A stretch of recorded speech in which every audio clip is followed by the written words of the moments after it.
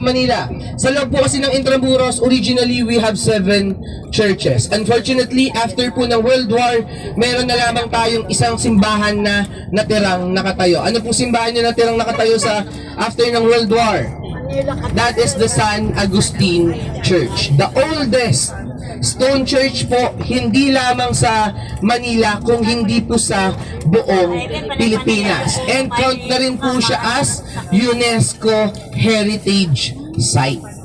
Sino po ba yung mga nakapunta na po ng Ilocos para sa pilgrimage? Meron na ba Ilocos? Hindi pa. Sino po yung nakapunta na ng Paway Church sa Ilocos Norte? Nakarating That naman is ako, one of the 4 churches po ng UNESCO. Ang una po natin, that is the Paway Church po.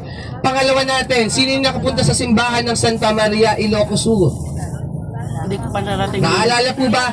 Ito po yung simbahan na sobrang taas po nung yung hagdan po na aakyatin nyo bago po kayo makarating po dun sa pinaka simbahan. Pangatlo po natin, that is the San Agustin Church, and yung pang-apat po is matatagpuan naman po natin sa may Visayas region. So we have 4. Question lamang, bakit po ba San Agustin Church lamang ang natirang nakatayong structure sa loob ng Intramuros after ng World War? Meron po bang idea? Kasi po, during World War po, isa sa mga rules of war, bawal atakihin or sirain ng kalaban po yung nagsisilbing shelter or hospital po during that time. And isa po sa mga simbahan na lamang na nakatayo ngayon sa loob ng Intramuros, maliban po kay San Agustin, nireconstruct po ang Manila Cathedral. That is the first air-conditioned church po natin sa Pilipinas. So tinatawag rin po natin ang Manila Cathedral as the mother of all churches.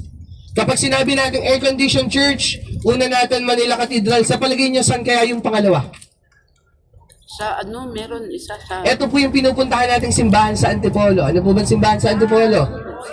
That is the Our Lady of Peace and Good Voyage.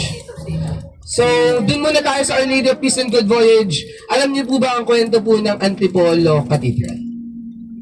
Kasi po, kaya po siya tinawag na Our Lady of Peace and Good Voyage. During that time po kasi, tinatravel lamang po ang mga santo po natin galing po ng Mexico.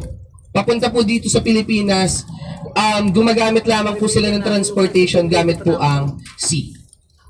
So sinasakay po sa barko. During nung itatravel po yung Our Lady of Peace and Good Voyage, nagkaroon po ng malakas na bagyo. So nagpray lamang po yung mga yung mga nakasakay po dun sa barko na yon, and dadala po ng safe po yung pinaka-image po sa Antipolo. Pero alam niyo po ba, yung Our Lady of Peace and Good Voyage, hindi lamang po sa Antipolo ito nagstay. Nagstay rin po ito sa simbahan po ng Quiapo. So hindi lamang po siya doon talaga nagstay rin po siya during World War naman po sa Quiapo area. So lahat po ba tayo ay taga Bulacan? Yes. Tubong Bulacan po ba talaga, lumaki sa Bulacan? Hindi. Hindi po yung iba, no? So kapag sinabi nating Bulacan, saan po ba natin sa Bulacan matatagpuan ang pinakamatandang simbahan? Sa Bulacan? Baraswait? Okay po, medyo nagkakaroon ng confusion dyan. Medyo may konting pagtatalo po kasi dyan. Ang pinakamatanda talaga po nating simbahan po sa... Hindi po. Tama po si sister, sa simbahan po ng Kalumpit. That is the St. John the Baptist Church po.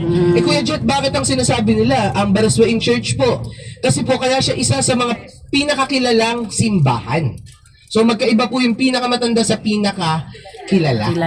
Kaya rin naman po naging famous po ang Baraswain Church kasi po dito ginanapan tinatawag po nating Malolos Congress, First Philippine Congress, and tinatawag po nating Malolos Republic, ang ating official na unang republika.